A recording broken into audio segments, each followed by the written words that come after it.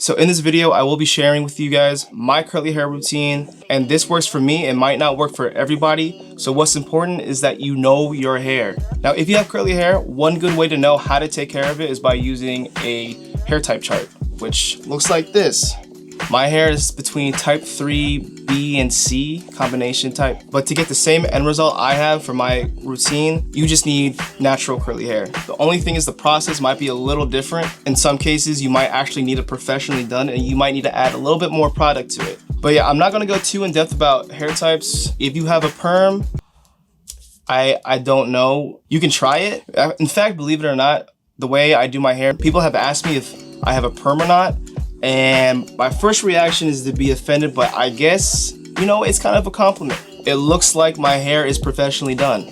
Okay, let's get started. So right here, this is one of my wash days. With my hair type, I have to wash my hair once a week because my hair can't develop those natural oils as fast as type 1, type 2 hairs. So to not waste all that hard work my hair went through to develop those natural oils, I don't use shampoo every single day. So just got the fresh cut. Ooh! Ooh, okay. Oh! Ooh.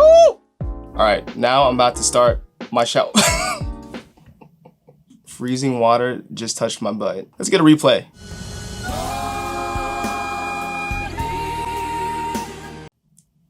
Nice. But I do use cold water for my hair. There are health benefits for cold showers. I don't really know them because I just do it for my hair's health benefit to keep from drying out. But yeah, cold water or cool water. Cold water is better for your curls. I do not tell my barber to shave off my widow's peak. I at least tell him to like fix it up because when widow peaks start to grow back, it literally looks like someone stamped a triangle on your forehead. So first product is the EverCurl. Now you want to make sure that there's coconut oil in it, or I think that's a preference, some type of oil in your shampoos. Also make sure that it's sulfate free. Sulfate is the devil. One way to remember that, it sounds like sulfur. Now people with my hair, we can't be using no Head and Shoulders. I don't put too much on my hand because a little bit does end up becoming a lot.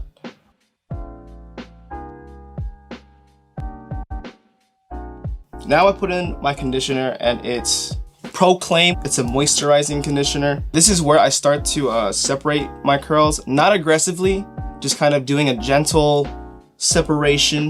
No breathing. I wash it out and then here is where I do the real separation of the curls. And I make sure to hold on to the roots because I don't want to be pulling out my hair. Okay, here we go. The moment we've all been waiting for. Now, first I put in my leave-in conditioner. Always want to have leave-in conditioner or some type of moisturizer to make sure that your hair does not frizz throughout the day. Now, I put a pretty generous amount. I make sure I'm putting enough in my roots.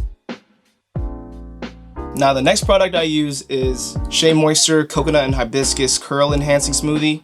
Here I start with a little bit and then I start to add more if I need it. Because the last thing you want to do is put way too much in, because that's how your hair starts to get that little crusty, weird feeling.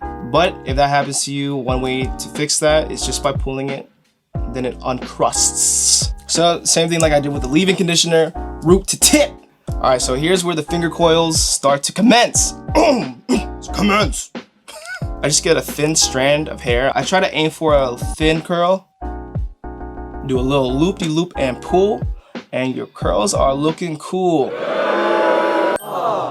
So this process takes me about 15-20 minutes, and it's because I use both my hands. You will need some forearm strength for this. Because I use two different hands, they don't curl the same direction. But what makes this process a little bit more easier is if you make a part down your head. What I do is I start from the back and then I work my way to the front. Now this is really great if your hair is thick.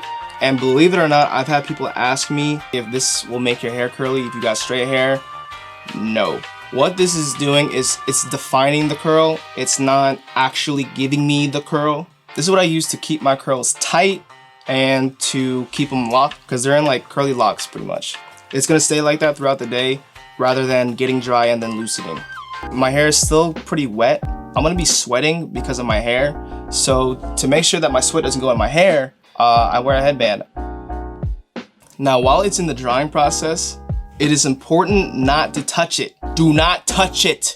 Not because if you're always playing with it, even when it's dry, don't do it, because you're just taking out the product at that point. And all that torture you put your forearms through would have been for nothing. So then here's what it looks like. My hair dries. Whoa, okay, handsome.